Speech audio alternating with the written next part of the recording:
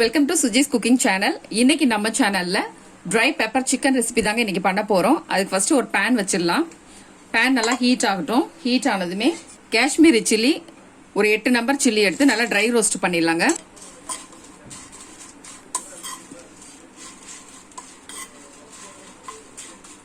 ஒரு table spoon அளவு தனியாவை இதே மாதிரி ட்ரை ரோஸ்ட் பண்ணிடலாங்க. 1 ஸ்பூன் அளவுக்கு சீரகம், 2 ஸ்பூன் அளவுக்கு பெப்பர் எடுத்து வச்சிருக்கேன். அதையும் சேர்த்து நல்லா ட்ரை ரோஸ்ட் பண்ணிடலாம். எல்லாமே ரோஸ்ட் ஆயிடுச்சு. இதை இப்ப நல்லா ஆற வச்சுட்டு கிரைண்ட் பண்ணி எடுத்துக்கலாங்க. இப்ப அதே பேன்ல 2 டேபிள் ஸ்பூன் அளவுக்கு ஆயில் விட்டுடலாம். ஒரு பெரிய வெங்காயம் கட் பண்ணி வச்சிருக்கேன். அதையும் சேர்த்துட்டு நல்லா வதக்கிடலாங்க. ஆனியன் நல்லா பிரவுன் கலர்ல சேஞ்ச் ஆகிற வரைக்கும் நல்லா வதக்கி விடணும்.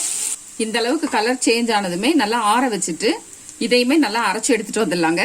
ஒரு கடாய் நல்லா சூடு பண்ணிடலாங்க. சூடானதுமே 2 டேபிள் ஸ்பூன் அளவுக்கு நல்லெண்ணெய் சேர்த்துறேன்.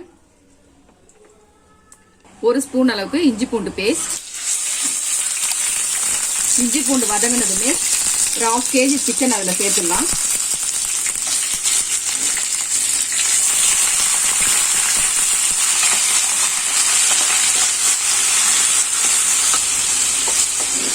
சிக்கன் சேர்த்துட்டு ஒரு 2 நிமிஷம் மூடி போட்டு மூடி வச்சிடலாங்க.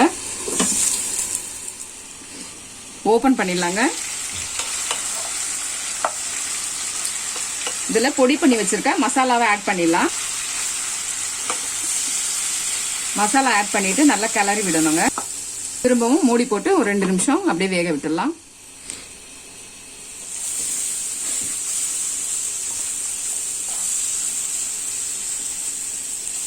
நம்ம அரைச்சு வச்சிருக்க வெங்காய பேஸ்ட இதுல ஆட் பண்ணிடலாங்க.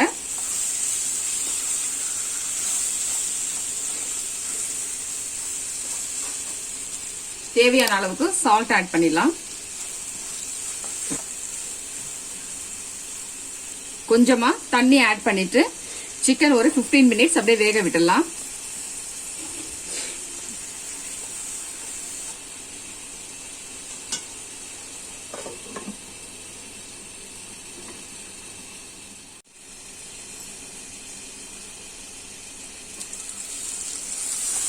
நல்லா ரோஸ்ட் ஆயிடுச்சுங்க. நம்ம ஊத்துன தண்ணி எல்லாமே நல்லா வத்தி சூப்பரா வந்திருக்கு. இதுல கொஞ்சமா கருவேப்பிலை ஆட் பண்ணிடலாம். கொத்தமல்லி தழை ஆட் பண்ணிடலாம். ஆட் பண்ணிட்டு திரும்பவும் நல்லா கிளறி விட்டுறலாங்க.